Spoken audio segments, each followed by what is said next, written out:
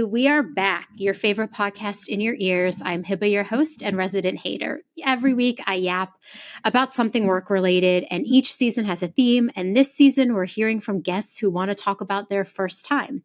First mistakes, first breakthroughs, first time doing something that scared them, because honestly, that's where the good stuff's at. And joining me today to talk about the first time he founded a company is the co-founder and CEO of Candor IQ, which helps companies ensure fairness and equity in workforce planning. Harris built Candor IQ as a first-generation immigrant who struggled to understand his market value while navigating green cards and citizenship. Candor IQ unifies headcount, compensation, and equity planning into a single system of record, enabling HR and finance leaders to collaborate more effectively. The platform uses AI-powered workflows to surface insights, flag risks, and accelerate processes like scenario planning and compensation analysis. Harris focuses on helping organizations create more agile, accountable, and transparent approaches to workforce planning. Harris, welcome to the pod.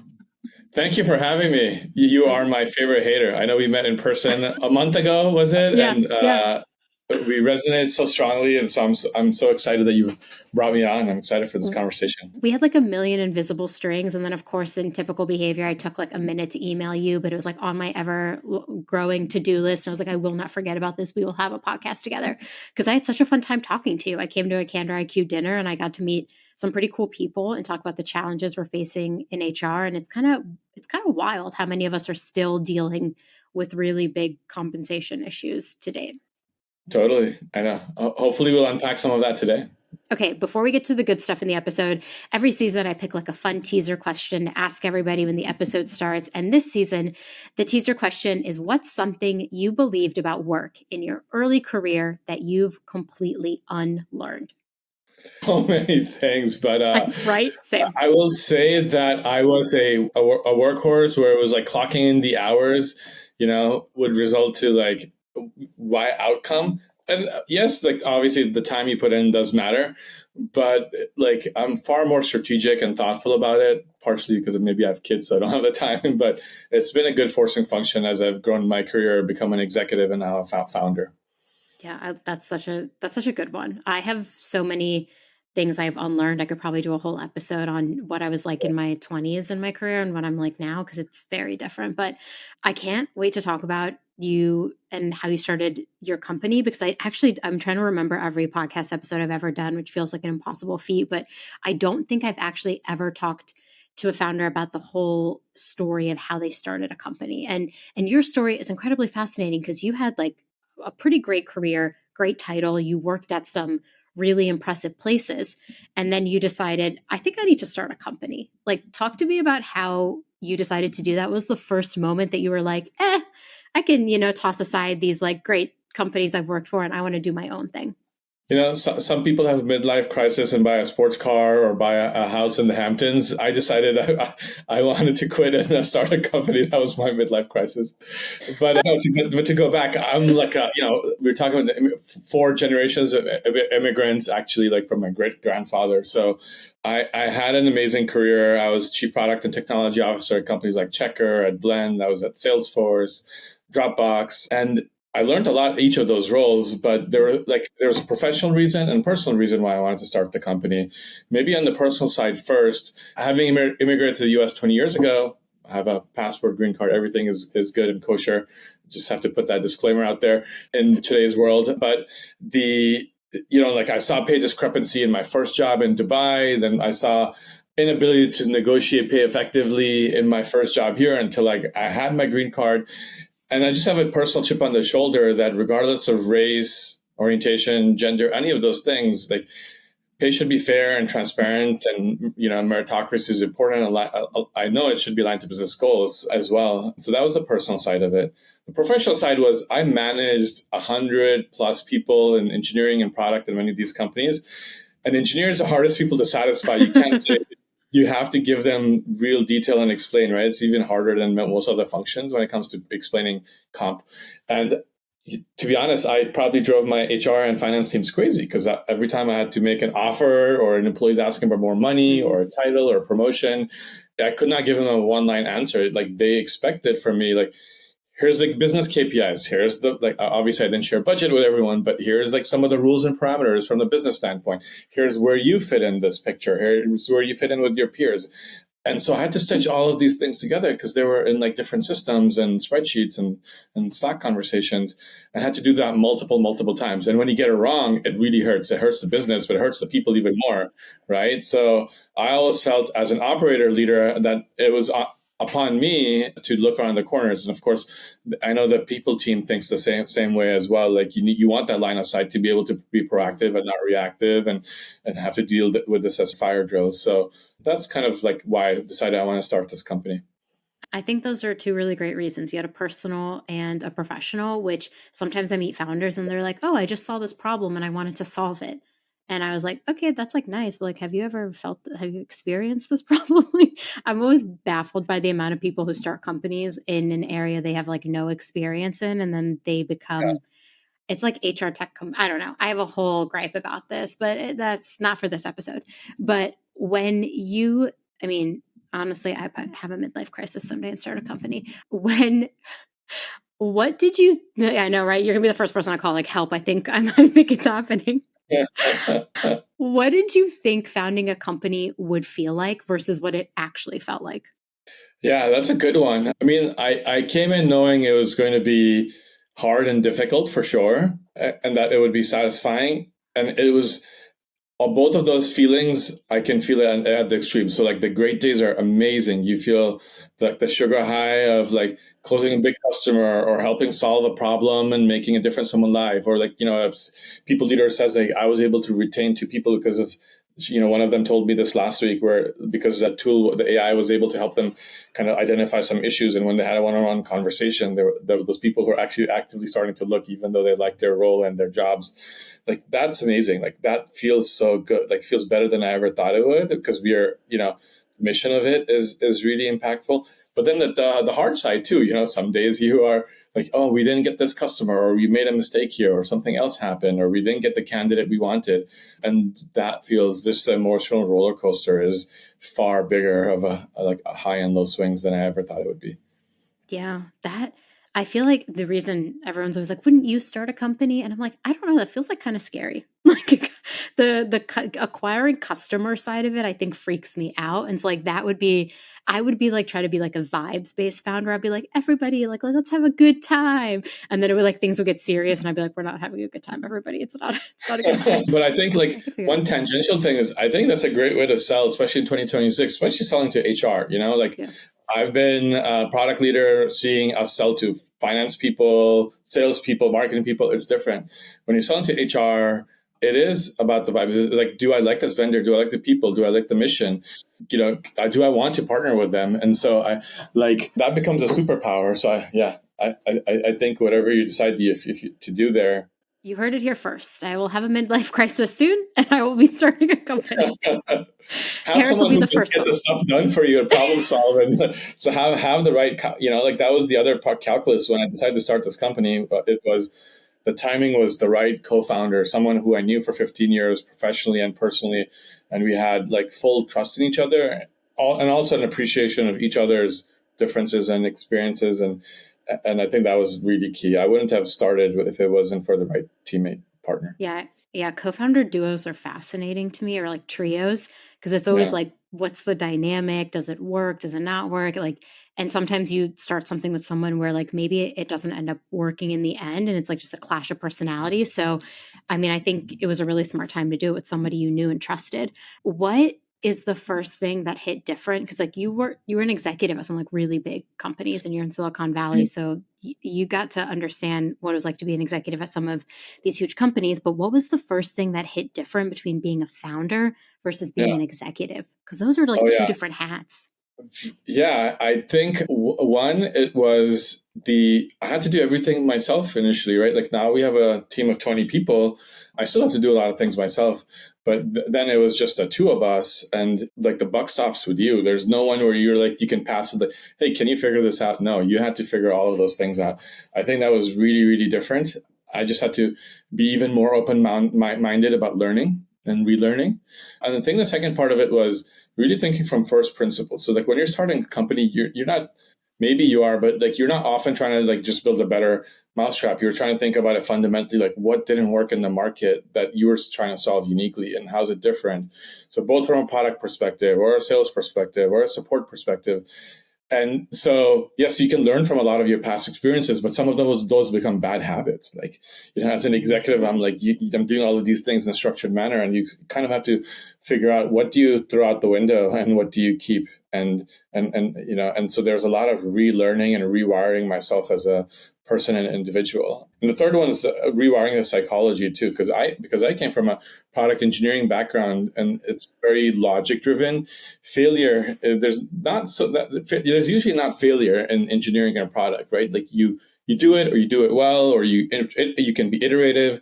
But like when you're doing all these different things and fundraising and doing customer support and doing sales, like you will lose as well, and you'll like get beat up a bunch. And so I think you just have to like build that I think thick skin and mindset around those things, and embrace it too. Yeah, that resilience is key.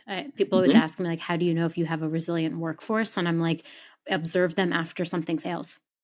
Yeah, If they absolutely. if they try to get up and keep going and figure out how to do it better, like, yeah, that's someone who's very resilient. It's interesting because I get asked a lot. People are like, you seem like a very resilient person. Like, how did you end up this way?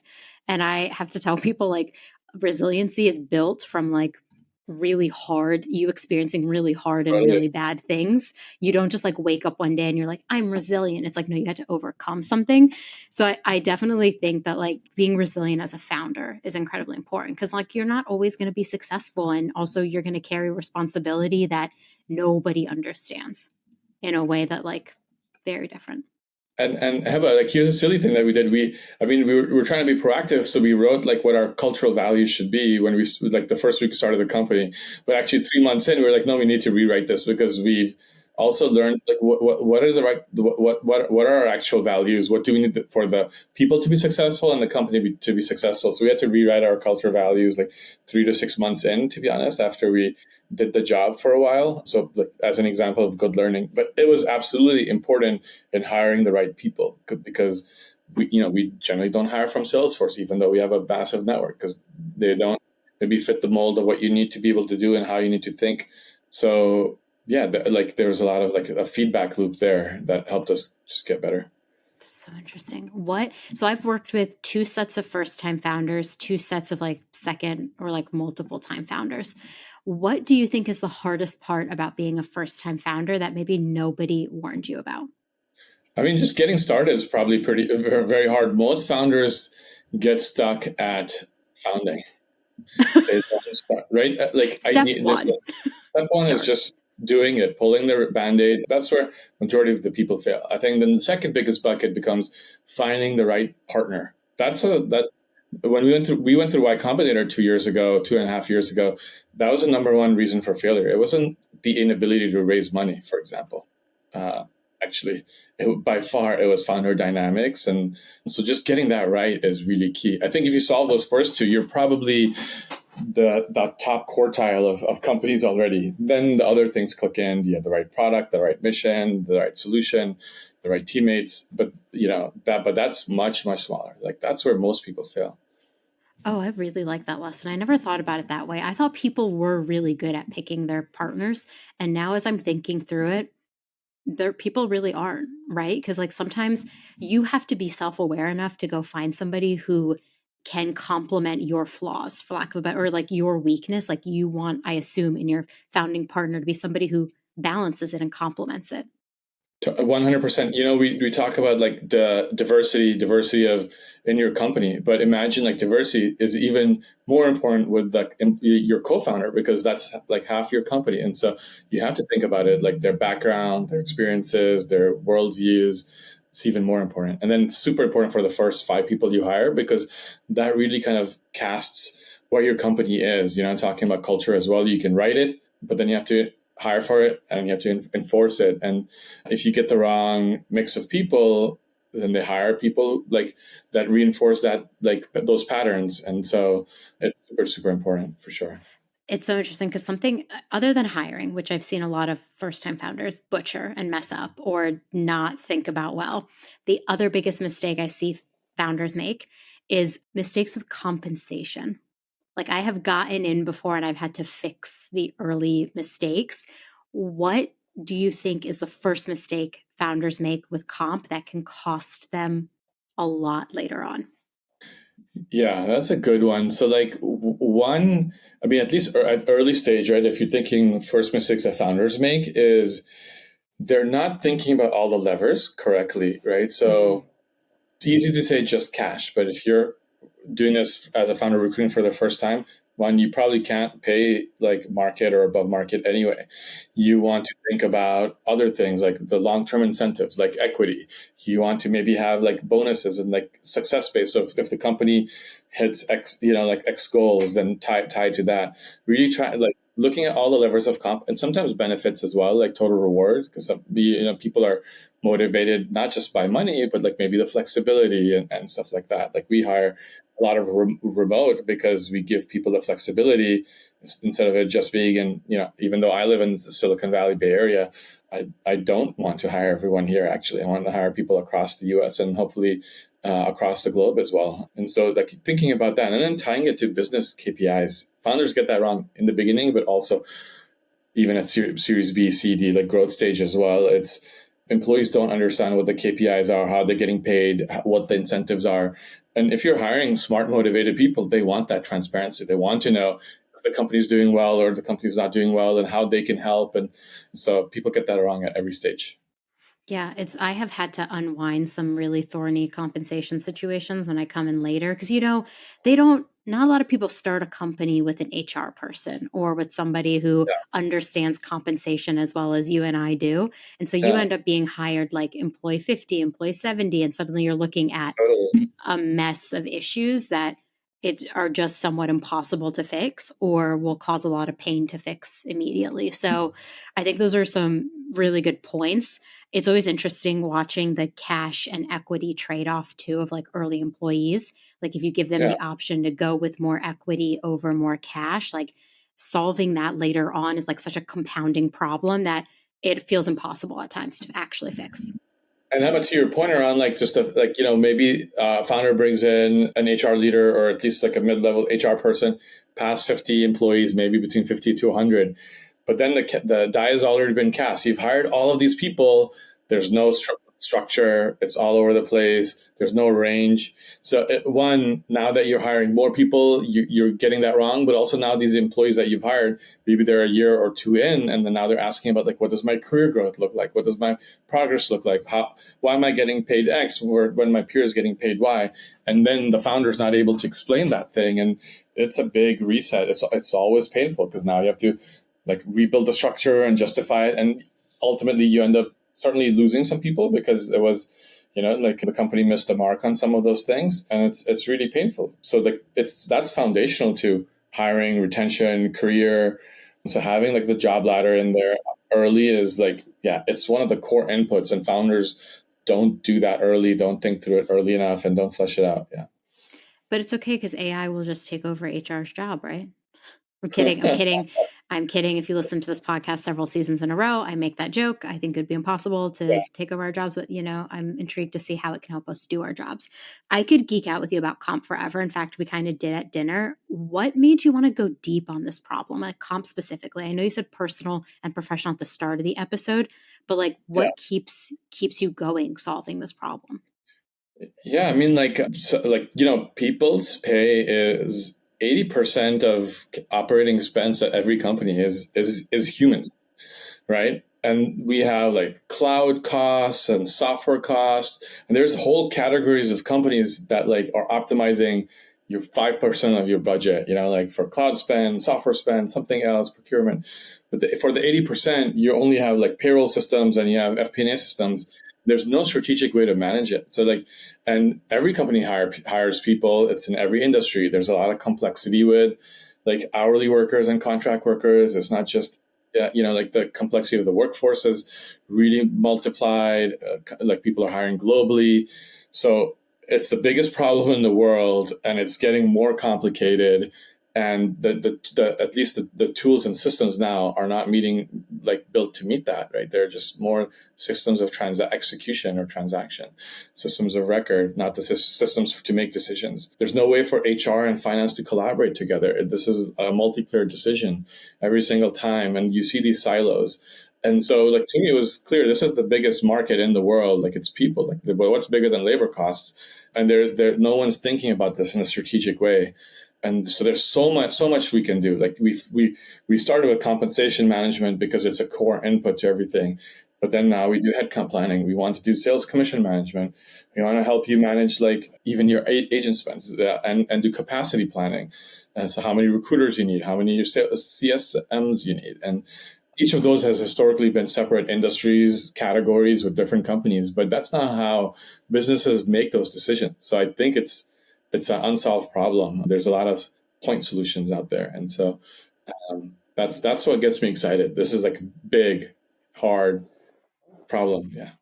Yeah, it's so interesting you said, because like the two things I hear the most from HR leaders, and I talk to like so many in my community also as well, like 10,000 HR leaders, and they're talking to each other all day long. The two things that come up, I feel like most frequently, are compensation and performance. They're Yeah. the two topics that come up on the daily. Somebody's asking, Yeah. how would you comp this role? What would you do differently? I have an employee asking this thorny and very specific thing about compensation. Like, is this fair? I'm going to market. What's the right rate? So, I mean, you went deep on a problem that is felt by HR very rarely to this day. Like, I mean, I love compensation stuff. So, like, when I got to work week, the first project I did week one was I looked at all of our compensation data and then benchmarked and leveled every single role. And I built my bands for them. And my CEO was like, why did you choose to like do this first? And I was like, Yeah. this is the root cause of most problems at work. If it's not compensation, it's like the manager. If it's not the Yeah. manager, it's performance. But usually performance takes you back to compensation and the manager. So it's like a never ending That's a circle. And circular so, thing. Yeah, yeah, absolutely. I love that you went deep on this problem, because I think it's so unsolvable right now that like with the right tech, I hope that like HR people get even smarter about how to make compensation decisions, because those are big business decisions too. Yeah, and like, you were talking about AI taking HR jobs. I actually think AI will help make it possible for HR to be able to effectively solve this problem. It's still a very human problem. You need the context, you need the thinking. Like, that doesn't go away. You need the relationship with the people. You need to be able to communicate and explain things. What you don't want to do as an HR person is stitch all these different spreadsheets together and then clean up the data and like then put it together and structure it like that. That's all the stuff that you hope that a software or AI can help you do, so that you can actually be strategic, you can actually own the relationship, you can actually drive alignment across the organization. And comp conversations are like the highest risk conversations, in my opinion, the ones that we should be preparing for the most. Because I wrote a newsletter on this last year. The psychology of money is like so much more than what you're paying someone. It's like how they value themselves, how you value them, what it means for their livelihood. Can they exist to live in a certain way? So there's so much to unwind with compensation that isn't even like a work thing, that people cannot mess up those conversations. But it's so interesting because you came from product when you decided to solve this. Like, you don't have an HR background, which honestly I think is better for a lot of reasons, but you came from product and you were experiencing this in real time. But how does that background actually shape what you build? And maybe where did it lead you astray? Yeah, that's a great question. So I'll go with the easy part first, which is like how did it help me make right decisions? So, I saw the outcome of it, because I think one of the other gaps with HR in general has historically been that, like, a lot of HR people like thought about like the buck stops at looking at things from an HR perspective. No, but your CHRO is a company leader, right? Like, an HR leader cares about business KPIs, business success, and yes, through the people lens. And so, like, I saw that myself as an operator at these companies, because ultimately I was making human decisions, but it was with the business lens. So connecting that dot was missing. So I saw that multiple times. I made the same mistakes, or I struggled to get it right. My people teams as well, my finance teams as well. So connecting to business KPIs, business value was super important. So like, part of Candor IQ is we want to build so that HR can actually be strategic and actually, like it's less about spreadsheets and more about strategy and more about human. So like we built the product from that lens. A lot of the historical tools in this space were just built to be like, here's your benchmarking data, go figure Yep. out, or Yeah. here's your salary ranges, right? They didn't connect it to the business problem. And like that was a big learning for me as a product leader operator. And then I had a lot of experiences in how you actually bring the data together, because I've worked at these companies where we partner with like the applicant tracking system and the payroll system and the equity solution and the performance management, and like really being able to solve it technically is something like I was able to do. But I went in the mindset of like, I don't know all the answers. I have not done a comp review cycle 3 years ago, and I have done like hundreds of these or helped customers with hundreds of those. Yeah. And so I came in with the humility to like learn and like figure it out with our customers. And I was lucky that some of them took a chance at us when we were younger. And now we have like 100+ customers and public companies as well. But I didn't go in saying like, hey, I know the answer, I'm a smart engineer, or any of those things. I think that like humility is super important. And I surrounded myself with people who were like willing to share and coach me and help me like fill in my gaps. And I learned and got better over time. Still learning, but yeah, I think that was really important. You said that at the very beginning, like a callback to like you have to unlearn and learn things to be a good founder. And I love that you also are adopting that, because so many people will say like, my assumption is my assumption and I know I'm right. And I feel like you were like, no, like I know how I've experienced it, but how I've experienced it could be very different from how somebody in a different industry has experienced it. That's what makes comp like so interesting to me and complicated, because people will come to me for like compensation advice. And I'm always like, what industry are you in? What's your company size? Like, what have you done historically? 100%. Like, there's 1,000 context Permutations points. of, Yeah. yeah.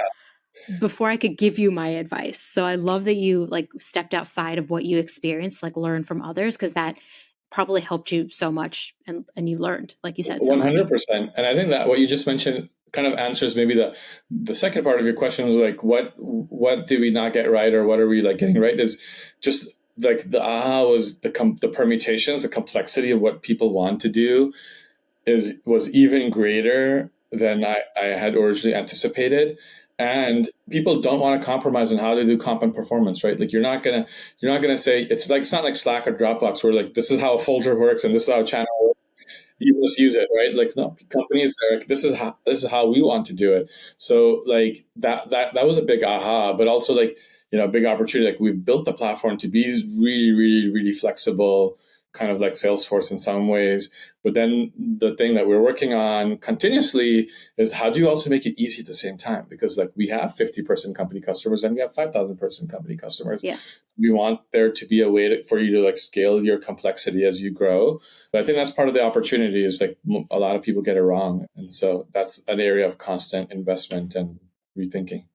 Yeah, I'm sure we're both going to be at Transform in a few weeks. I'm sure there's probably a session on compensation. I should probably go look at the agenda, but also I guarantee you at least one point during the conference, I'll be chatting with an HR leader and this will come up. Someone will be like, oh, I'm just in the thick of it. This employee wants that. This person wants that. CEO wants me to redo this. It's such an interesting and complex problem. It's probably why I also love compensation so much as like an area of HR, because it is complex and meaty and requires you to like, it's like a science and an art. You have to be and it's like a collaborative exercise. The most interesting trope, I think, at any company is that HR and finance won't get along, right? That they're never aligned. I actually like had this conversation with my CEO the other day because we were talking about a decision we made. And he was like, well, that was like more for finance, not for HR, but I wish you had done this and done that. And I was like, okay, we're watching like a common trope play out, right? Like HR versus finance. I was like, I do not want to engage in this. I was like, and I also don't want to put you, our CEO, in the middle of this, because that's like unfair to everyone involved. So HR and finance still can't seem to get aligned. What do you think is actually in the way? There's a few things. One is, we're looking at the same things from different lenses, right? Like when you're thinking about workforce or you're looking at individual employee comp, You want to look at it from a budget perspective, a number of headcount perspective, a cost perspective, a skills perspective, a leveling perspective, fairness perspective. All of there's, I don't know, like 6 to 8, 10 different things.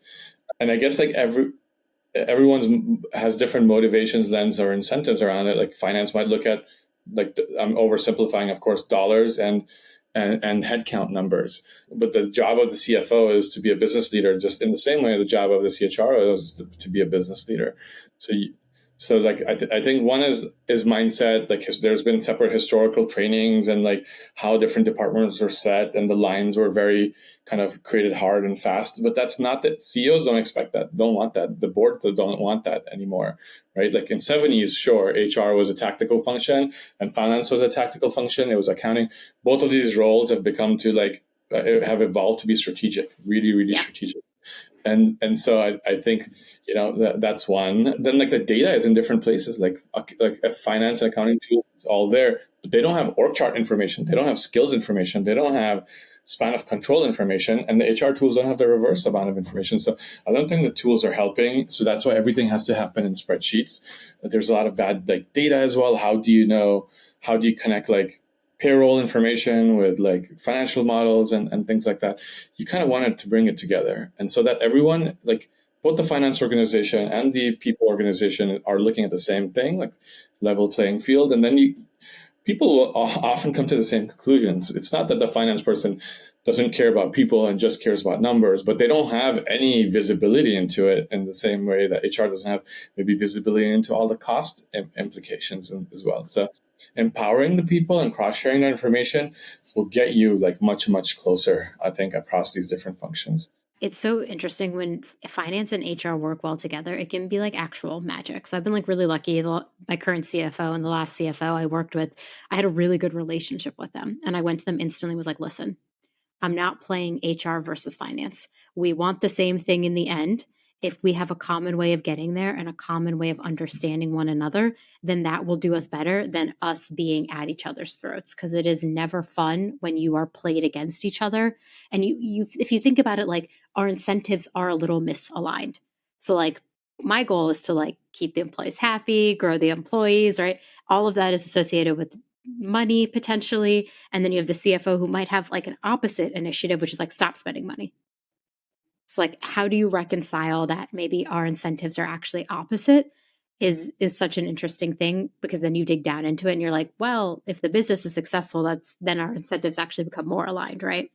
Yeah, outcomes are aligned, but the incentives are not always perfectly aligned. And I think there's also like a time gap in terms of alignment, because here's a concrete example.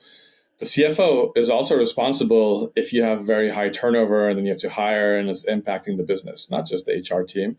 But sometimes it takes 9 to 12 months to see that, right? Because you hired someone, they're unhappy, they left, then you had to hire someone else again. I love that. I was just thinking, like, yes, you're right. My CFO does build the plan for like a year.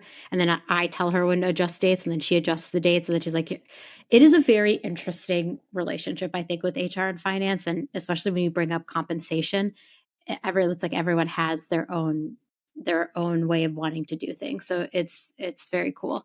You mentioned headcount planning, because headcount planning is something, I think I wrote this in a newsletter. Maybe I posted on LinkedIn. I said it's the thing that I don't think anyone knows how to do. Why does no one seem to understand how to do headcount planning or do it well? And I'm laughing because like even I struggle with headcount planning, right? Like we go in, it's for us at this point, it's like a daily process because we are like an early stage startup. So like every single day, I'm like, here are the roles that are open. What do we want to do with them? Do we want to hire this one? Do we not want to hire that one? But it is a common, like just feeling every single HR person I know deals with. Where does comp and headcount, where do you think it'll be in 5 years? Because right now I think it's like everywhere. Like, do It's you think everywhere. we'll be done Yeah. with spreadsheets in 5 years, or do you think we will still be dealing with the spreadsheets? Uh, I mean, like, I really think that's the goal. I don't think of Candor IQ, depending on how much market dominance we have, TBD, how many people are using spreadsheets. But I think why this is a problem is a few things, like, again, other than the data being in different places, but the the business is so dynamic, right? Like every month, business, or every week, Yep. maybe sometimes daily, Every hour, every sometimes five every hour, seconds. KPIs are trailing. So like imagine you're using spreadsheets where you have to go in and update a cell by cell. Like it's ultimately you want this to be a continuous process because really that's how businesses are operating, not a, here's a 1 year plan and then you don't refresh that like on a monthly basis. So like, or here's a comp structure and then you don't change it for a year or 2 years. Like that doesn't work. Like these things need to change at a much higher frequency because that's what's demand in the business. And so you want like the tooling to be able to do that too. Like, can you update it on a week, at least on a weekly basis? Like tweak some of the parameters, like if there's revenue targets or something else that's changed, because then you can immediately lock or unlock headcount. And if you're capturing that information on a daily, weekly basis, then you can also set rules and guidance. So you might say, hey, we didn't hit this KPI, so per our original plan, like philosophy or framework we designed, we're only going to unlock this headcount. Instead of now this being a conversation between Heba and every business unit leader and the finance leader, like, okay, we didn't do XYZ, so now we got to freeze this, or we got to lower this level, or we have to change from tier 1 locations to tier 2, right? So there's like trickle down effects, but you can automate a lot of this if you can actually capture the inputs in one single place and like manage it. That's the first thing that comes to mind.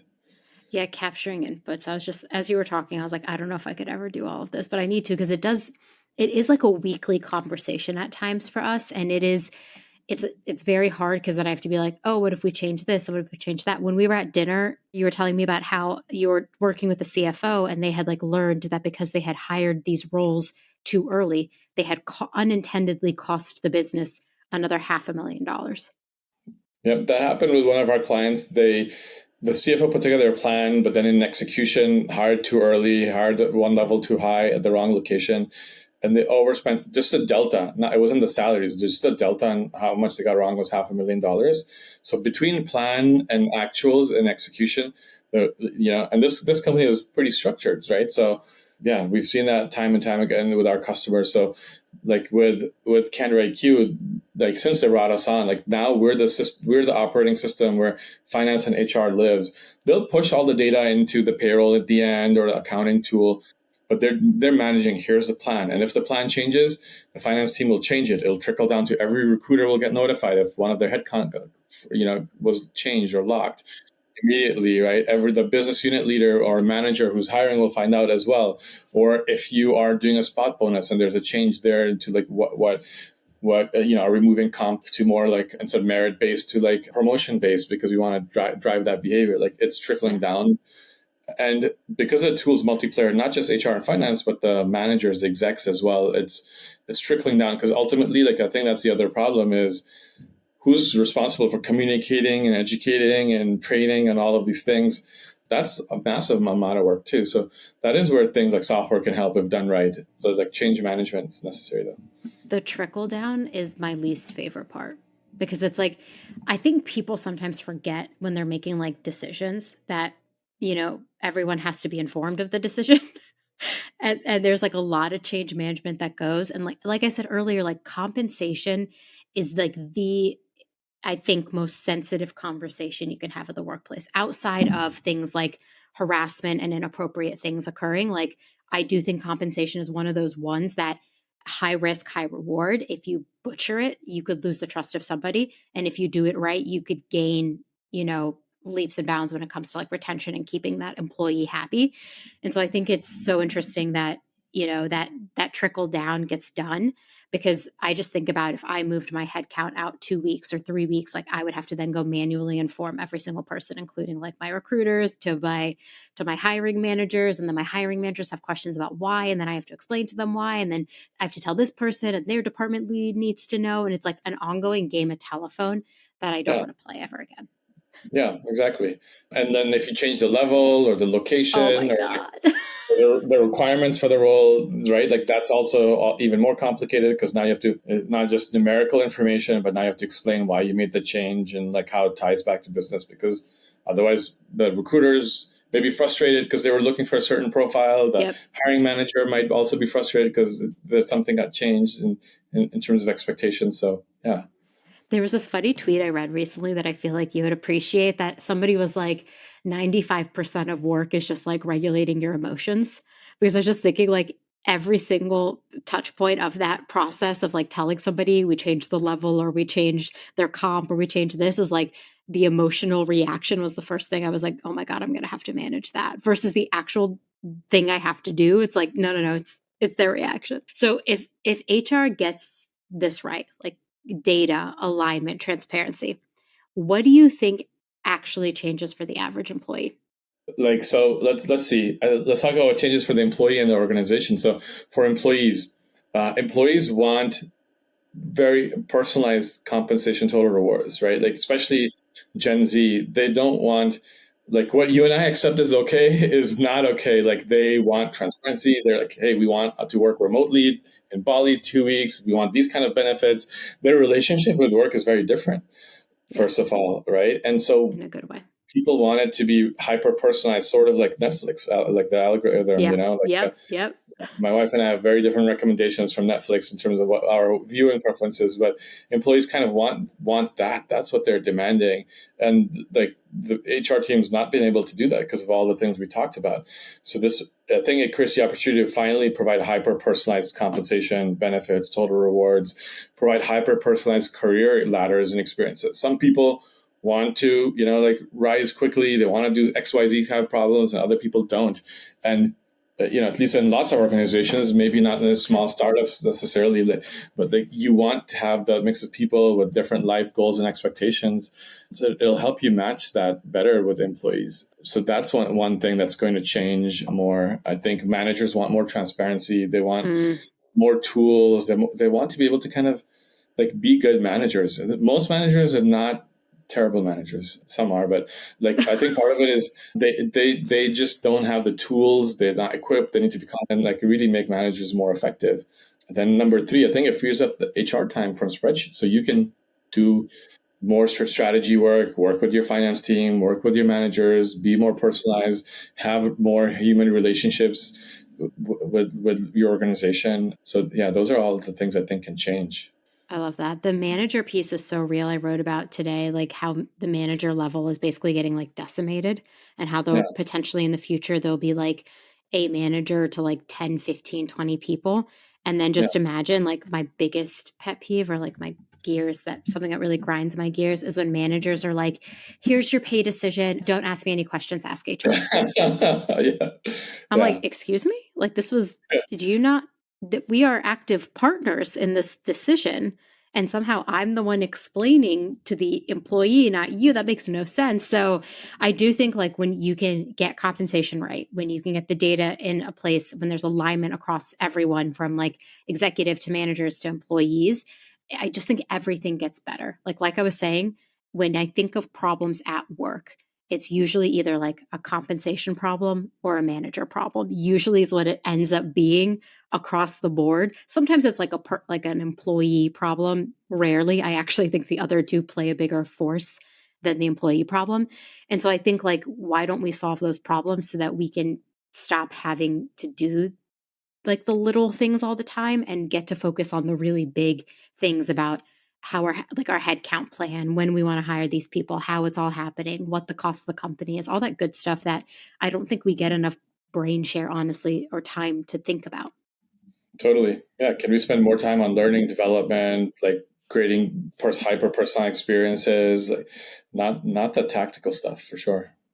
Okay, so one last question to wrap up our episode, and I didn't tell you this question ahead of time, so I've put you on the spot.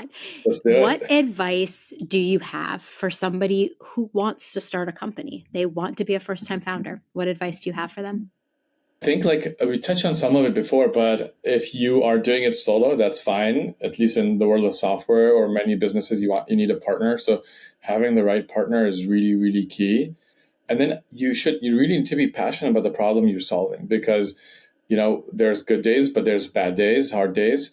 And like what gets you through is like the mission or your interest or excitement in the problem or your customers that like gets you through so many different things. So like really be passionate about something that you're solving. Otherwise, you don't want it to feel like work. You want it to feel like like you're on a mission and you're like making a difference to like that mission. That will get you excited every day in the morning. I think those are the two things I'd say. I love that. I have to remind myself sometimes, like multiple times a week, why I do this job because, like, HR is, for lack of a better way of describing it, exhausting. This job is like every day is a new hellscape reality where someone's like, figure this out. We're going to transform workplaces. You figure it out. So, but I do remind myself at the end of the day, or at least once a week, like why I do this job. And it's like, I do this job because I want to make work better for so many people. But I also want my employees to feel like they work somewhere where they are safe and are paid fairly and have a chance to succeed. And even on the hard days when I'm like really mad, I just like have to remind myself that to keep going. And I'm still here. I'm still doing it. Like, will this be me forever? I don't know. But for the time being, the reminder does really help. Totally. Yeah. It's the fuel to keep you going every day, you know? Yeah. Okay. Now, okay. One actual last question for people looking to get compensation who want to fix the compensation at their org or start fixing it. What advice do you have for them? Yeah, I mean, if you want to fix it, one, I think building out your ladders, it's never too early, even when you're 20, 30 people. Doesn't mean you have to have 8 levels and build it out for every department. There is a crawl, walk, run, right? Like you can focus on a department that's bigger. Maybe in tech companies, it's engineering, and healthcare it might be like pharmacists. So you don't have to go from 0 to 100. Like there is an iterative way to do it. And you can, and I think it's usually good to be transparent with your organization that like with software, we're going to iterate and get this right, but we are putting a stake in the ground to figure this out. It won't be perfect from day one. That gives you the right to iterate and make mistakes, but people should start that early. Of course, we're happy to chat about it as well at Candor IQ. There's no right size or scale. Like you should do it as early as possible. Love that. I mean, that was my first project at Work Week. Okay. For people who want to get in touch with you, this has now become a recurring bit on this podcast where I ask this question and everyone has the exact same answer. For people who want to get in touch with you, how should they reach out to you? I mean, like we have a website, www.candoriq.com, of course. It's always active and being updated. We have a LinkedIn. People can reach out to me as well. I love this space. I love talking to people. So Ikram, Hikram at candoriq.com, or find me on LinkedIn, or contact at Candor IQ. You were mentioning Transform. We're going to be on the road a lot come March. We'll be at Transform. We'll be at Unleashed. We're going to be at World at Work if it's in April. So Where's please that reach one? out. In New York? That one is in San Antonio this year. So we'll be in Texas. So we're doing World at Work, comp and benefit stuff. Yeah, lots of different places. And we met in DC. We're all on the road a good amount too. So happy to meet people where they are sometimes. Are you coming back anytime soon? Yeah, we should definitely talk and explore about that. Haven't put that on the calendar, but my goal is to be in DC at least once a year.